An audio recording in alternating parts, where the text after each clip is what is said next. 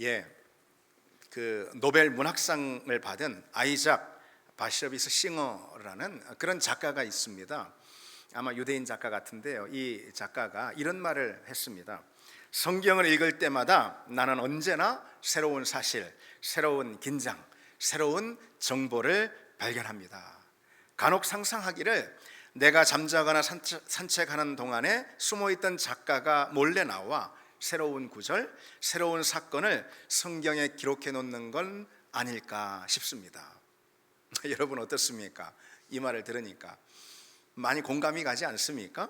우리가 참 잘하는 말씀 같아도요, 오늘 본문도 여러분들 이 이야기, 이 줄거리를 잘 아실 것입니다. 우리가 잘 아는 그런 말씀 같아도요, 늘 묵상할 때마다 왜 이렇게 새로운지, 새로운 하나님의 음성이 들리고 또 새로운 하나님의 은혜가 경험되고 그러는 적이 참 많지 않습니까? 성경은 책이지만은 일반 사람이 지은 다른 책과는 전혀 다르다는 것이죠.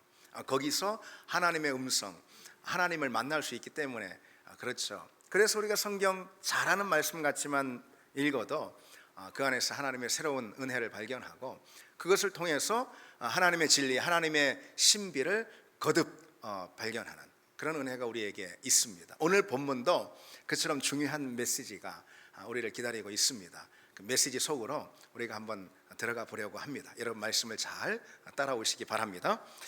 자, 사무엘 9장, 사무엘상 9장.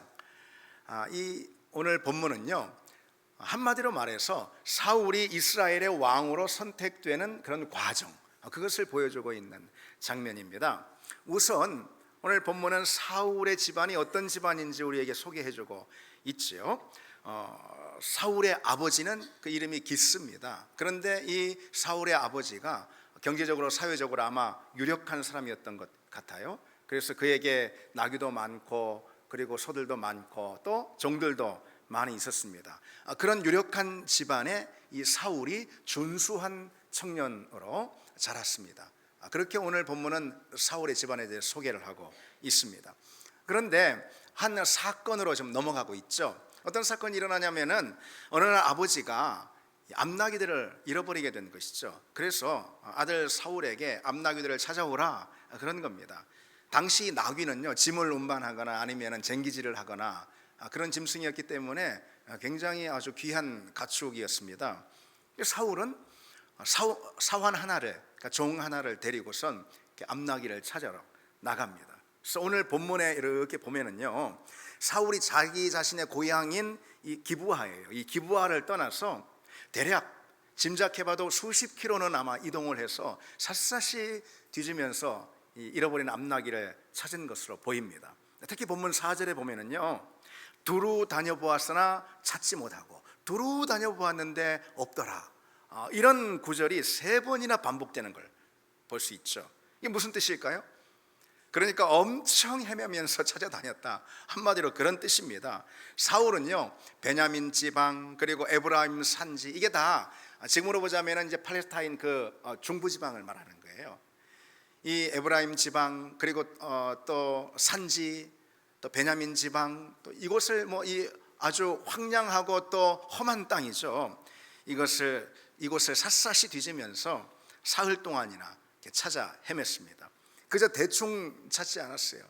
쉽게 포기하지 않았습니다. 성실하게 최선을 다해서 할 수 있는 데까지 끝까지 모든 노력, 모든 힘을 사울이 기울이는 것을 지금 볼 수가 있죠. 그러다가 결국 자기들 먹을 양식까지 다 떨어져 가지고 기진맥진한 상태가 되지 않습니까? 자, 그렇게 시간 가는 줄도 모르고 밤낮으로 나귀를 찾다가 이 숲이라는 이 지명 이름이에요. 거기에 이제 당도하게 됐거든요. 그러자 이 문득 자기들이 너무 오랫동안 나귀를 찾아 헤맨 거, 그래서 무려 사흘이나 지났다라는 이 사실을 깨닫고선요, 이 사울이 사환에게 이렇게 말하죠. 우리가 집을 나선 지가 벌써 사흘이나 됐다고, 이제 빨리 돌아가자고. 아버지가 잃어버린 나귀들은 고사하고 지금 우리 때문에 염려가 이만저만 아닐 것 같다고 지금 사울이 그런 말을 하는 대목이 있습니다. 여러분, 여기서 좀 우리가 궁금해집니다. 아니, 사울은 어떻게 이렇게 열심히 이렇게 그냥 모든 최선을 다해서 잃어버린 암나귀를 찾으러 그렇게 헤매고 다녔을까요? 웬만하면은 어느 정도 하다가 찾지 못하면은 그냥 돌아올 수도 있는 거 아니겠습니까? 그런데 사흘이 지나도록 아마 더 찾았을 수도 있어요. 그런데 아버지께서 걱정하시니까 이제 돌아가야 하지 않겠냐, 지금 이렇게 하는 거거든요. 어떻게 사울은 이렇게 열심히 나귀를 찾아 헤맨 것일까요? 그것은요, 다른 이유가 아닙니다. 아들 사울이 아버지의 말을 매우 무겁게 여겼기 때문입니다. 아버지의 말을 무겁게 받아들였기 때문입니다. 여러분은 오늘 본문을 보시면서 무엇에, 어떤 것에 가장 큰 인상을 여러분들은 받으셨습니까? 오늘 본문을 여러분 읽어보시지 않았습니까? 어떤 거에 인상을 많이 받으셨습니까? 오늘 본문에서 가장 인상적인 장면이 있다면은 분명 사울이 그 모든 수고와 모든 노력과 모든 최선을 다해서 아버지의 말에 순종해 잃어버린 암나귀들을 찾는 바로 그 장면, 그 대목일 것입니다. 그 이유는 아까도 말씀드렸듯이 사울이 그 아버지의 말을 무겁게 여기고 그 말에 어떻게 해서든 최선을 다해 순종하려는 그런 모습을 보였기 때문이죠. 다시 말해서 사울은 아버지의 권위를 인정했습니다. 아버지의 권위를 인정했어요. 그렇습니다. 그처럼 이 부모의 권위에 순복하는 그 태도가 지금 사울의 삶을 어떻게 해요? 새로운 기회로 이끌고 있다는 걸 우리는 오늘 본문에서 확인할 수가 있습니다. 사울에게 어떤 새로운 삶의 기회로 이끌고 있습니까? 그가 아버지의 권위에 순복하고 아버지의 말을 인정하는 그런 태도. 그래서 사흘 밤낮을 찾으러 다니고 있지 않습니까? 그와 같은 사울의 이 자세가 그의 삶을 지금 어떤 기회로 이끌고 있죠? 바로 사무엘을 만나고, 그리고 결국은 사무엘로부터 이스라엘의 초대 왕으로 기름 붓는 그런 그의 인생에 있어서 새로운 기회로 그를 이끌고 있습니다. 그가 아버지의 말에 순종하고 아버지의 권위를 인정하는 그런 자세 때문이죠. 여러분, 성경은요, 하나님을 비롯해서 하나님이 우리 주변에 세우신 그런 권위들 있습니다.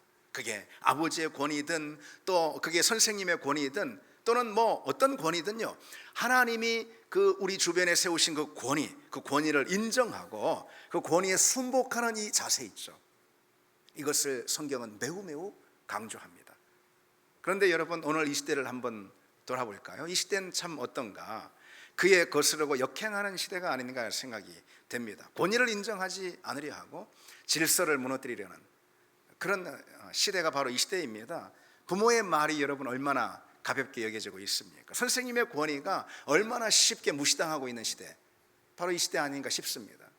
여러분들도 다 접하셨지만은 최근에 초등학교 선생님들에게 일어난 그 여러 가지 사건들 인해서 정말 파장이 굉장히 큽니다. 한 초등학교 선생님은 여자 선생님인데 6학년 아이에게 이 주먹질과 발길질로 무차별 맞아가지고 전치 3주 진단을 받은 거예요. 참 어찌 이런 일이 있을 수 있을까? 그 기사가 나왔을 때 저는 의심했습니다. 뭐 초등학교라고?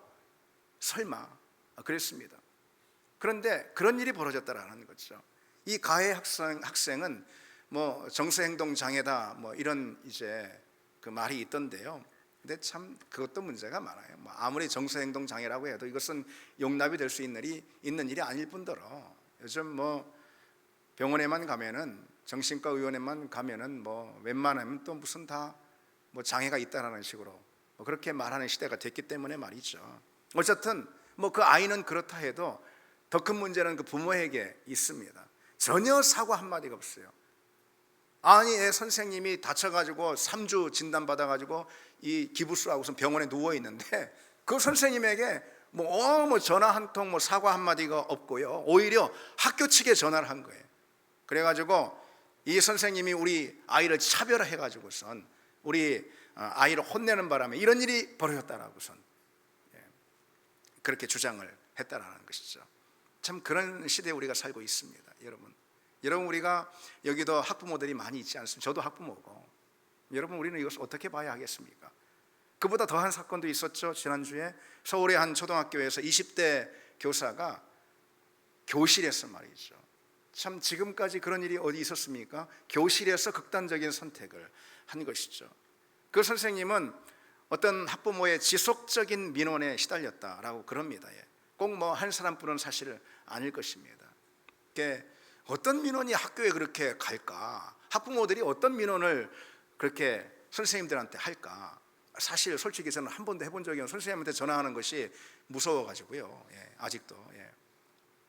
근데 이런 그 글들을 제가 신문 기사를 통해서 봤습니다. 어떤 민원들을 그렇게 도대체 낸단 말이야? 요즘은요, 애들이 애들 그 복도에 신발장 쭉 있잖아요.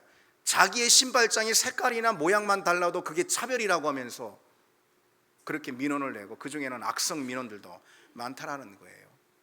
정말 사소한, 정말 아무것도 아닌 거, 정말 사소한 것들도 꼬리토리를 잡아가지고 뭐 신문고나 경찰에다가 아동학대요 하고선 그렇게 신고를 하는 시대라는 것입니다.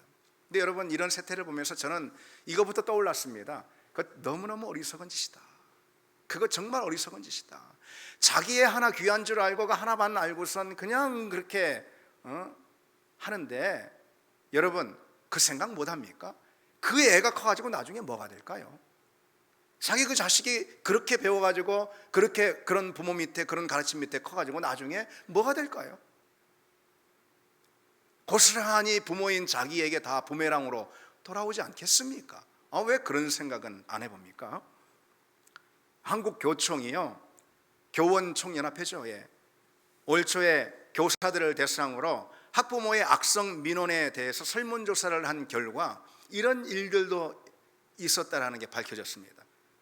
선생님이 한 학생에게 음료수를 많이 먹으면 살찐다 그랬더니 그게 아동 학대라고 하면서 부모가 말이죠, 그게 민원을 넣었다라는 것이죠.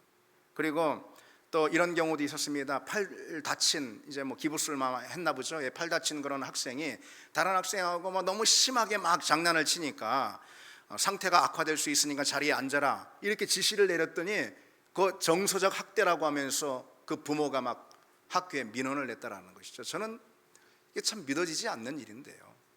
그래요. 믿어지지 않는 일들이 우리 교실 현장에서 일어나고 있다는 것입니다. 이런 교실 환경으로 인해서 최근에 선생님들 가운데 무려 87%가 사직을 고민해 본 적이 있다, 그런 답을 했다라는 것이죠. 오늘 이 나라 교권 붕괴가 참 얼마나 심각한 상황인지, 여러분 한 나라에 있어서 이 교육이라는 게 얼마나 중요합니까? 가정도 사회도 교회도 나라도 교육이라는 것처럼 중요한 게 없는 거예요. 백년대계다 이런 말도 있지 않습니까?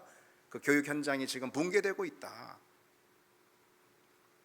그런데 여러분, 단순히 그런 뭐 어떤 참 불량한 학생이나 어떤 악성 민원 넣는 그런 못된 부모의 문제만은 아닙니다. 물론 문제 있죠. 그러나 그들 탓만은 아니라는 것이죠. 이 지경으로 만든 교육정책의 책임자들, 입안자들, 이들의 문제가 실은 더 심각하다고 말할 수가 있습니다. 이들이 만든 학생인권조례라는 거 있죠. 이 문제성, 이것이 일찍부터 지적이 돼요. 특히 기독교계에서 일찍부터 이 학생인권조례의 문제성에 대해서 지적이 되어 왔습니다. 학생인권이 중요하지 않다, 그런 말이 아니에요. 그 조례를 보면은 실은 학생인권과는 동떨어진 그런 일들도, 학교 교실을 망가뜨리는 그런 일들도 거의 조항에 많이 있기 때문에 지적이 일찍부터 되어 왔던 것입니다.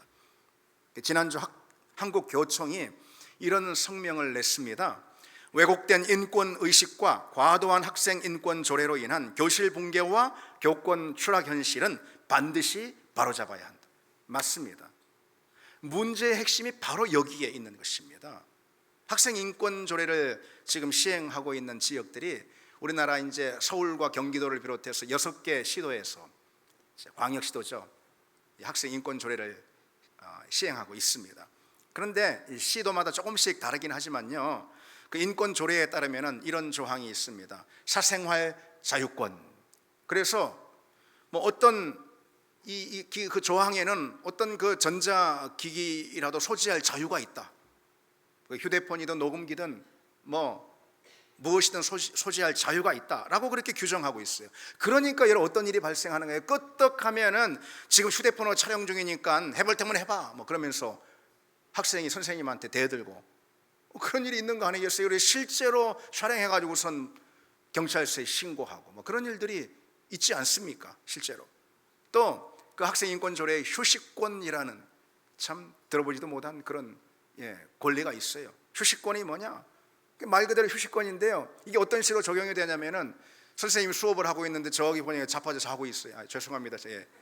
자고 있어요. 그 깨우면은요 휴식권을 침해했다 그래가지고선 그 민원을 낸다라는 것입니다. 항의를 한다라는 거예요. 한편 차별금지법 금지 조항이 있어요. 차별금지 조항 학생 인권 조례예요. 그래서 이거는 이런 식으로 적용이 될 위험이 다분히 있는 것이죠. 선생님이 잘하는 학생 칭찬하고 뭐 다 있는 자리에서 공개적으로 잘하는 학생 칭찬하고 또 좀 못하는 학생은 꾸중할 수도 있잖아요. 그러면은 그게 뭐예요? 그게 차별한다, 인권 차별이다, 그렇게 항의를 받을 수가 있습니다. 뿐만 아니라 그 차별 금지 조항에는요 성적 지향이나 성 정체성을 이유로 차별받지 않을 권리가 있다라는 그런 대목이 들어가 있습니다. 여러분, 그런 거예요. 지금 기독교에서 한 목소리로 지금 강력하게 반대하고 있는 게 차별금지법이잖아요. 그래서 유럽이나 미국은 많이들 시행되고 있는데 우리나라는 지금 거센 어떤 그리스도인들의 저항으로 인해서 이것이 통과되지 못하고 있는 현실이거든요. 이게 그만큼 문제가 많으니까 이것은 제가 누누이 여러 차례 말씀을 드렸습니다. 그런데 그 차별금지 조항이 학생 인권 조례에는 이미 들어가 있어요. 이미. 여러분, 우리가 나하고는 상관없다고, 나는 학교 다 끝났다고 이런 거 여러분 관심 없으십니까? 이거 다 인터넷만 봐도 다 이게 있습니다. 이게 교육부만 들어가도요 홈페이지에 다 나와 있습니다. 이걸 한번 여러분 관심 있게 보시기 바랍니다. 사회가 지금 어떻게 돌아가고 있고 우리 그리스도인들이 어떤 역할을 해야 될지 우리가 좀 살펴봐야 하지 않겠습니까? 근데 여러분, 말씀드린 것 같은 그런 교실, 그런 학교, 도대체 누가 그런 교실을 원할까? 도대체 누가 그런 학교를, 그런 세상을 원할까? 그런 세상을 원하는 사람이 있을까? 있습니다. 있습니다. 바로 권위와 질서에 저항하는 그런 세력입니다. 사실 학교든 가정이든 사회든 또는 교회든 그 권위가 있는데, 학교든 사회든 교회든 어디든 가정이든 그 안에 있는 그 권위는 권위를 무시하는 권위의 위기죠. 그 위기는 최근에 일어난 그런 현상만은 사실 아닙니다. 20세기 후반부터요 문화 막시즘이라는 새로운 사회 현상이 대두되기 시작했어요. 여러분 조금 낯설지만 그래도 한번 들어보시기 바랍니다. 이 문화 막시즘은 네오 막시즘, 신좌파라고 말하죠. 그게 한 주류입니다. 이 문화 막시즘이라는 사회 현상이 서구 사회를 강타하면서요 새로운 사회 운동 또는 문화 혁명으로 나타났습니다. 서구 사회에서. 그리고 또 뭐 다 그게 전 세계에 퍼지게 된 것이죠. 그런데 그 운동을 대표하는 구호가 뭐냐면은 금지된 모든 것을 금지하라라는 이 유명한 구호입니다. 금지된 모든 것을 금지하라. 제도적으로 그리고 전통적으로 또는 사회 안에서 가정 안에서 어디 안에서 어느 공동체 안에서든 금지하고 있는 그 모든 것, 그게 규제든 아니면은 제도든 법이든 무엇이든 말이죠. 그리고 또 도덕적으로든 종교적으로든 금지하고 있는 그 모든 것, 그것을 금지하라. 그런 구호입니다. 여러분, 그 구호가 담고 있는 핵심적인 주장이 무엇일까요? 한마디로 말해서 그것은 기존 질서와 권위의 해체를 요구하는 겁니다. 그런데 바로 그런 사회운동의 사회현상에 경도된 많은 사람들이 있어요. 그런 사람들이 지금 교육계를 비롯해서 우리 사회 곳곳에서 포진해 있으면서 법을 바꾸고 자기들 멋대로 정책을 바꾸고 또 새로운 문화운동이나 합시고 문화운동들을 주도해 나가고 그래서 문화를 바꾸고 그런 일들이 여러분 우리 주변에 일어나고 있다는 이것이 현실입니다. 우리는 그런 현실을 좀 볼 줄 알아야 합니다. 특히 문화 막시즘의 단골 메뉴가 뭐냐면요 반성경적인 인권 개념입니다. 인권 좋죠. 인권보다 더 좋은 말이 어디 있습니까? 그러나 그것이 반성경적인 인권 개념이라는 거죠. 이들의 인권 개념은요 그래서 한마디로 말해서 평등과 정의라는 이름으로 하나님이 주신 정당하고도 필수적인 그런 권위마저도 부정하는 그런 인권 개념입니다. 그리고 그 권위에 의해서 세워진 가족이나 사회 공동체를 결국은 무너뜨리게 되는 거죠. 여러분, 우리 가정을 놓고 생각해 보세요. 가정은요, 하나님이 정당하게 필수적으로 세우신 그 권위에 기반해서 가정이 세워진 거예요. 그 권위가 어떤 권위죠? 아버지의 권위예요. 어머니의 권위예요. 부모의 권위예요. 그 부모의 권위라는 하나님이 세우신 권위인 거예요. 그 권위에 기반해서 가족이라는 것이 지탱이 되는 것 아니겠습니까? 바로 그런 권위, 그게 가족이든 사회든 교회든 어느 공동체든 하나님이 정당하게 필수적인 권위라 인정해서 세우신 그 권위를 부정하고 그걸 해체하려는 그런 시도들이 오늘 이 시대에 많이 있다는 것이죠. 이들은 모든 권위를 억압의 주체로 봅니다. 그리고 그 권위와 질서를 의심하고 끊임없이 비판하면서 결국 권위의 해체를 요구하고 주장하는 것이죠. 오늘 이 시대 정말 그런 현상들이 많이 팽배해 있고요, 많이 진행되고 있다는 거 여러분 아십니까? 그런데 이들이 해체하길 가장 원하는 핵심적인 그런 전통적 권위가 무엇이냐? 그게 바로 기독교예요, 여러분. 기독교.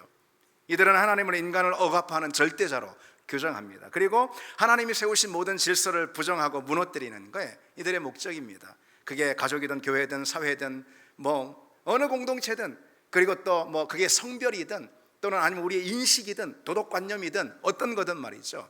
하나님이 세우신 그런 질서와 권위를 무너뜨리려 한다는 거죠. 여러분, 우리는요, 어둠의 권세가 세상에서 어떤 식으로 일을 하고 있는지 잘 볼 줄 알아야 합니다.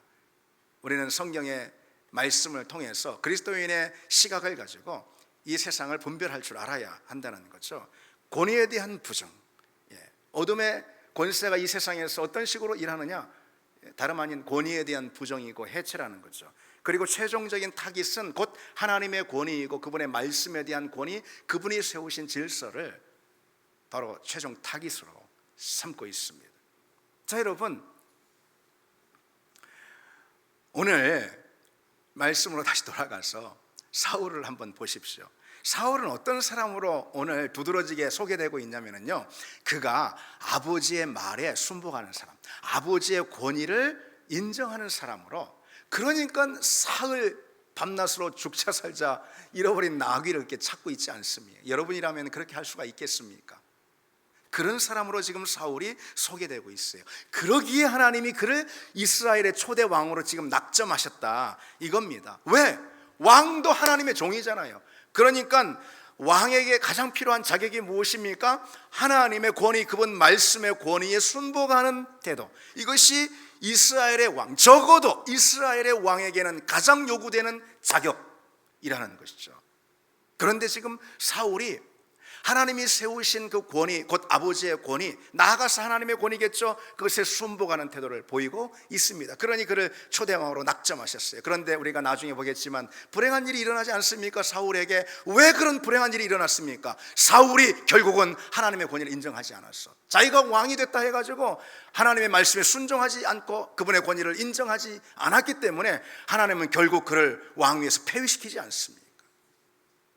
하나님의 권위, 그분 말씀의 권위, 그분이 가정이든 교회든 사회든 거기에 세우신 그 권위와 질서에 순복하고 그것을 인정하는 태도가 얼마나 중요한지 우리는 기억해야 합니다. 그리고 우리는 바로 그런 가정, 우리는 하나님의 자녀들로서 바로 그런 교회, 그런 사회를 만드는 그런 여러분 다 되시기를 바랍니다.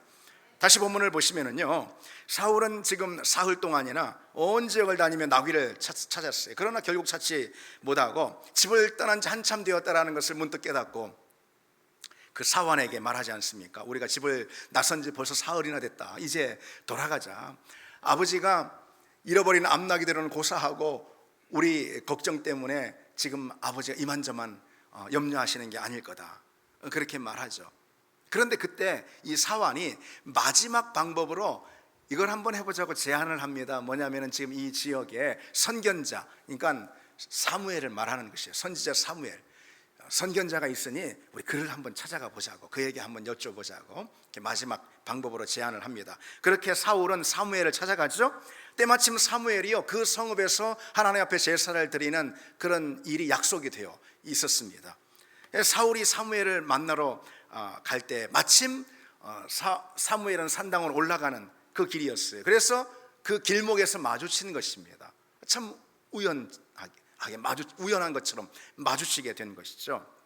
그런데 사무엘이요, 기다렸다는 듯이 사울을 보고 마치 다 안다는 듯이 잃어버린 암나귀를 이미 찾았으니까 그에 대한 염려를 놓으라고 그러면서 이런 뜻밖의 예상치 못한 말을 사울에게 해줍니다. 20절인데요, 온 이스라엘이 사모하는 자가 누구냐? 바로 너와 너 아버지의 집이 아니냐. 이게 마치 사울을 왕으로 지목하는 듯한 그런 어떤 표현 아니겠습니까?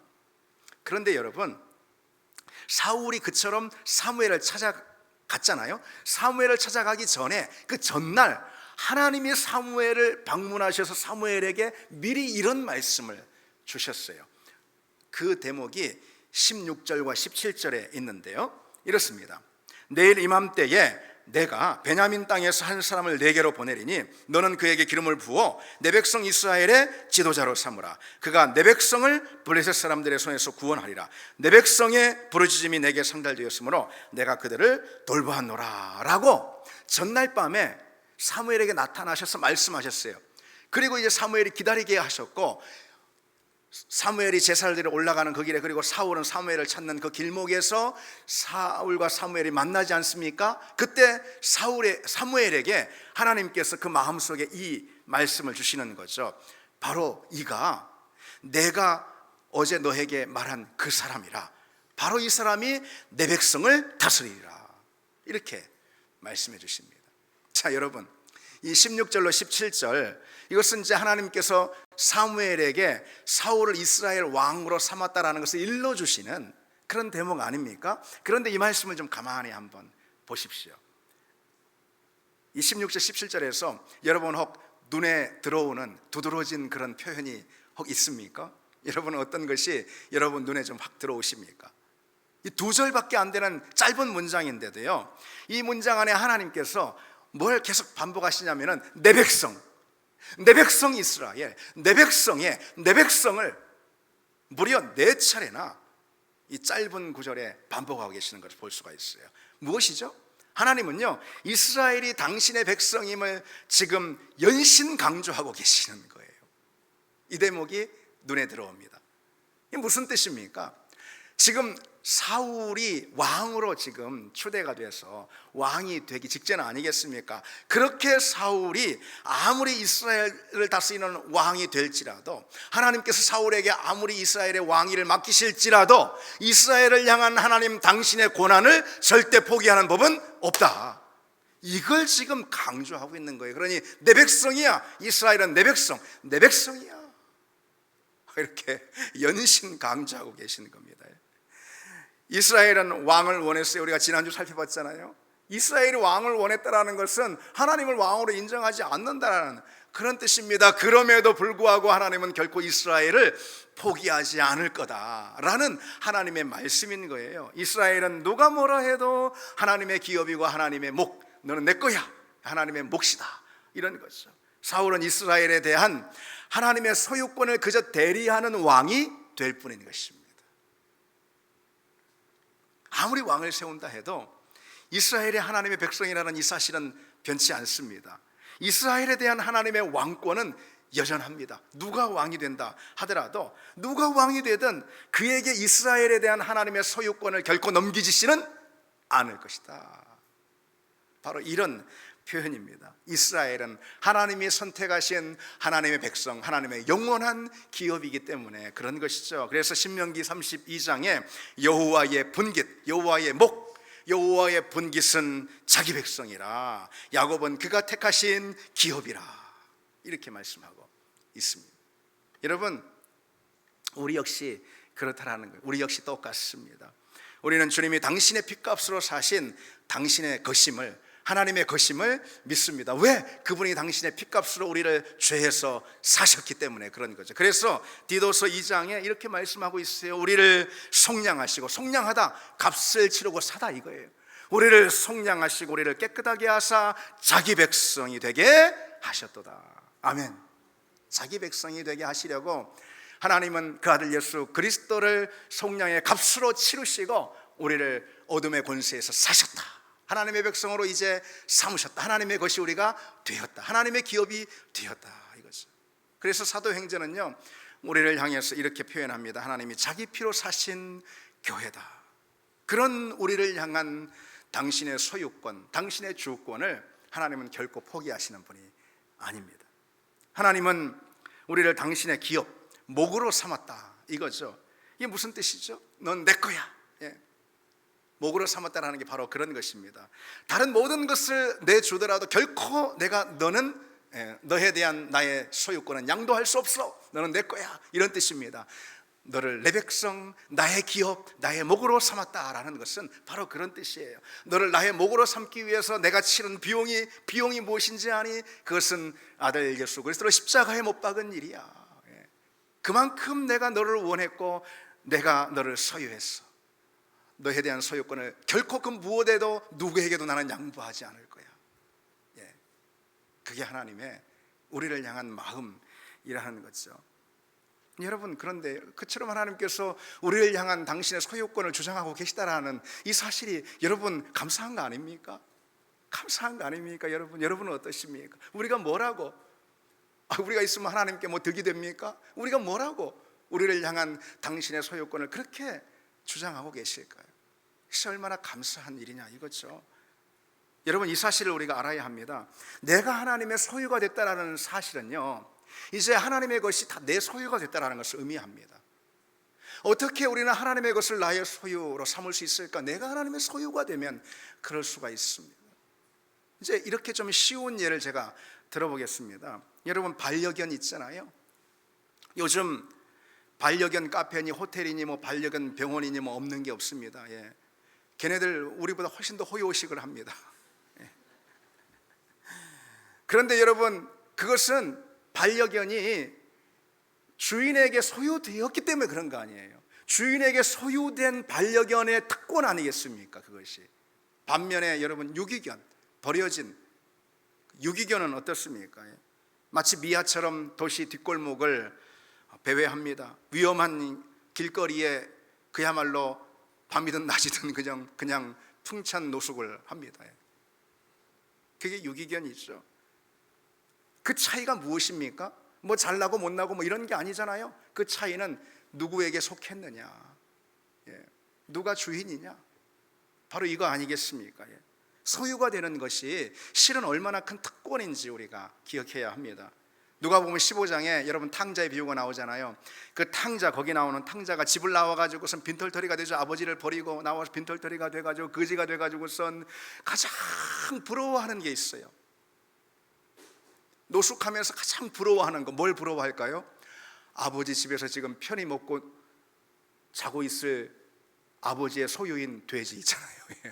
그 돼지들, 누가복음 15장에 보면 정말 그렇습니다. 그 돼지들을 이 아들이 얼마나 이 탕자가 부러워하는지요. 탕자는 아버지를 버리고 독립해 살겠다며 나오는 바람에 지금 이 꼴이 됐습니다. 그러나 아버지 그늘 아래에 있을, 다시 말해서 아버지의 아들로 있을 때 아버지의 것은 다 그의 것이었어요. 그렇게 살았습니다.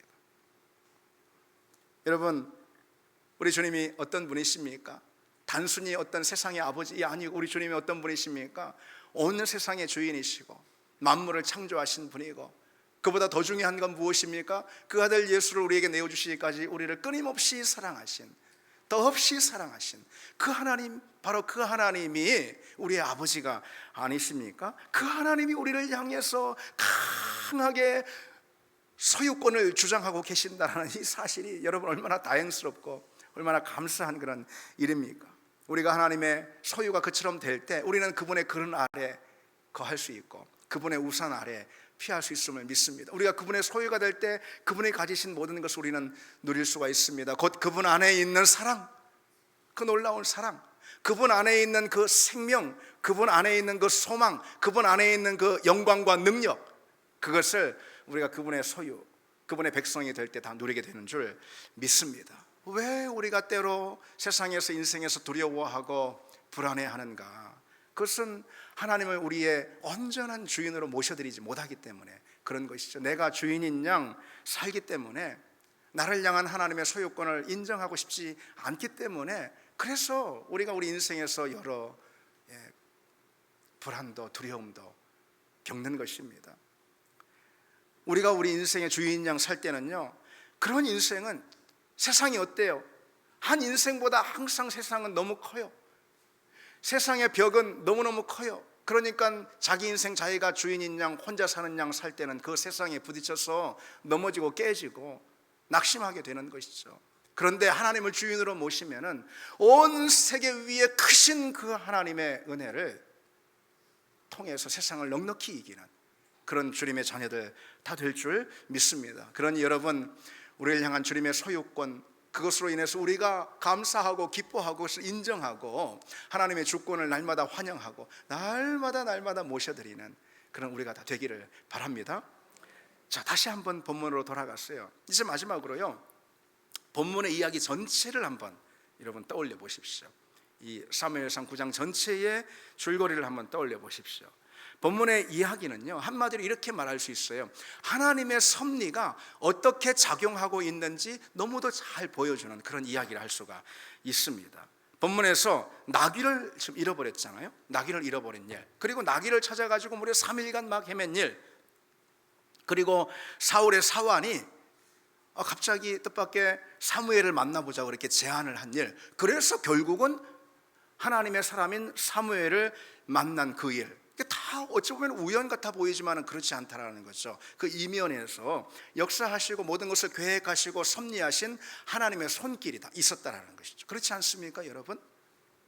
여러분, 그러면은 그런 섭리라는 것은 무엇일까요?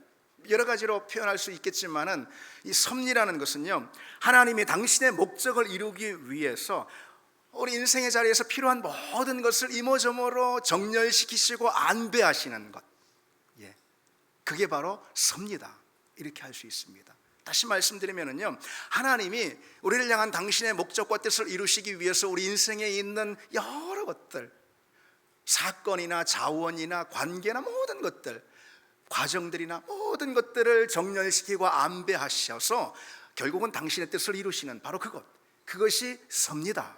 여러분, 이렇게 표현할 수가 있습니다. 오늘 본문에 사울이 지금 나귀를 찾아서 사무엘을 만나서 나귀를 찾다가 결국은 사무엘을 만나잖아요. 그래서 이스라엘의 왕으로 기름을 붓게 되는데, 저 이제 10장에 가면은 그렇습니다. 이스라엘 왕으로 기름 부음을 받게 됩니다. 이 사건을 보면은 어떻습니까? 그 모든 사건들, 그리고 사건의 연계들, 그것을 꼼꼼히 계획하시고 계산하시고 맞추시는 그 하나님의 손길이 그 이면에 있었습니까, 없었습니까? 있었다라는 거예요. 보이지 않습니까, 여러분? 그렇죠? 여러분 생각해 보십시오. 만약 나귀들을 잃어버리지 않았다면, 그리고 아버지가 나귀를 찾으라고 그 사울을 보내지 않았다면, 사울이 나귀를 찾느라고 무려 3일 동안 헤매지 않았다면, 사울 곁에 사환이 동행하지 않았다면, 그 사환이 이제 아버지 걱정으로 나귀 찾는 걸 포기하고 돌아가려는 그 사울에게 사무엘을 만나보자라고 제안하지 않았다라면, 그랬다면 사울이 사무엘을 만나는 일은 없었을 것입니다. 그리고 그 이후의 일들도 없었을 것이죠. 그렇다면 여러분, 이 모든 것들은 다 우연이었을까요? 나귀를 잃어버리는 것부터 시작해서 이건 다 우연입니까? 그렇지 않죠. 겉으로 보기엔 우연처럼 보이지만은 배후에서 하나님이 다 기가 막히게 일하신 그런 하나님의 손길, 곧 섭리가 있었다라는 거죠. 그래서 오늘 본문의 이 사울의 걸음은 하나님의 섭리가 이끈 기막힌 걸음이었다라는 것을 우리는 인정하게 됩니다. 여러분, 하나님을 믿는 우리에게 결코 우연은 없습니다. 무작위는 없습니다. 하나님을 믿는 자녀라면 그 인생에 우연과 무작위는 없습니다. 섭리는 우리 인생에서 우연을 차단합니다. 섭리는 성도들의 삶 가운데 우연이 결코 지배하지 못하게 막습니다. 모든 것이 하나님의 계획과 하나님의 어떤 하나님의 손길이라는 것이죠. 곧 섭리입니다. 그리고 그 하나님의 계획과 섭리는요, 모든 일들, 우리 가운데 일어난 모든 일들을 결국은 하나님께 영광이 되게 만들고 우리에게는 은혜와 복이 되게 하는 줄 믿습니다. 그렇습니다. 그렇습니다. 하나님은 당신의 뜻을 이루기 위해서 당신의 무한한 주권을 다 동원하시고 사용하셔서 우리 눈엔 보이지 않는 모든 일들 하나하나에 그 얼개를 맞추시고 그 날실과 시시를 다 맞추셔서 안배하시고 정렬하셔서 결국은 하나님이 원하신 바를 이루시는 그런 분입니다. 우리가 하나님의 자녀가 된 이상 그렇습니다. 우리가 너는 내 백성이야, 너는 내 거야 라고 하나님이 취하시는 하나님의 자녀가 된 이상 우리 인생은 하나님의 섭리 가운데 의탁이 되는 그런 인생이라는 거죠.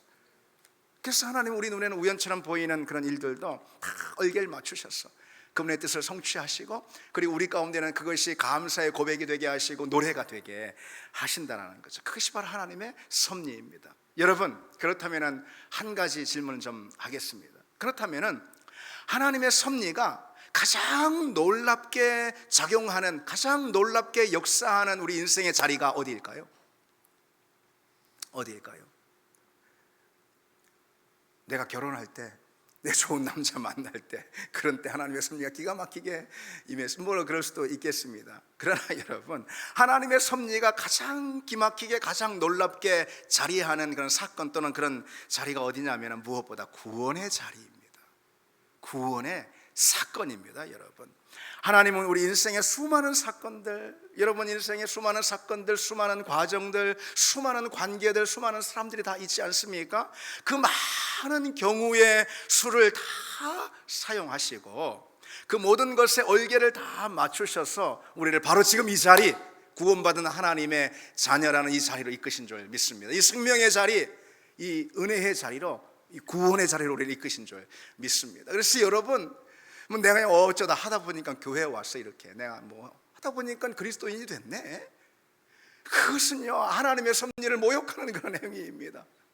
우리 눈에 보이지 않고 우리가 몰랐을 뿐이지, 내가 이처럼 구원받은 하나님의 자녀, 그 놀라운 하나님의 선물을 받은 그 이면에는 내 눈엔 보이지 않지만 하나님께서 무한히 역사하시고 모든 우리 삶의 자리에 있었던 모든 관계와 사건과 과정과 모든 사람들, 모든 경우의 수를 다 맞추셨어. 그 얼개를 맞추시고 정렬하셔서 결국은 우리를 이 자리에 세우신 거라는 거죠. 이 하나님을 만나는 이 자리, 구원받은 당신의 백성이 되도록 하는 이 자리로 우리를 부르신 줄 믿습니다. 그 하나님의 기막힌 은혜, 구원은 그래서 섭리가 이끈 기막힌 은혜라, 기막힌 사건이라는 것이죠. 이 놀랍고도 드라마틱한 하나님의 섭리, 그 섭리 가운데 우리가 바로 여기에 있음을 우리는 알아야 합니다. 그래서 여기 여러분 계신 모두는요 다 한편에 하나님이 작성하시고 펼치신, 하나님이 기록하신 드라마입니다. 여러분 모두는 하나님이 한편의 드라마로 다 불러주시고 삼아주셨다라는 거죠. 우리가 알지 못하고 다 헤아리지 못하지만은 하나님의 섭리와 그 섭리를 이루기 위한 부단한 하나님의 열심이 오늘 우리를 이곳에 세우신 줄 믿습니다. 그러니 여러분, 이제도 우리는 기대할 수 있습니다. 앞을 내다보며 우리는 기대해야만 하는 거죠. 말씀드렸듯이 놀랍고 기막힌 하나님의 섭리와 그 섭리를 이루기 위한 열심으로 우리가 하나님의 구원받은 자녀, 하나님의 백성이 되었다고 하지 않습니까? 그러니 그 주님께서 앞으로 우리 삶 가운데 또 얼마나 놀라운 하나님의 은혜를 부어주시겠습니까? 그렇지 않습니까? 우리 믿음의 걸음 가운데 또 얼마나 부요한 하나님의 선물들, 하나님의 은혜를 믿음의 자리에 부어주시지 않겠습니까? 그 하나님의 섭리에 우리 삶을 의탁하고 그 섭리 가운데 하나님이 우리에게 주실 은혜들을 기대하는 그런 여러분 다 되시기를 바랍니다. 우리 같이 찬양 드리겠습니다.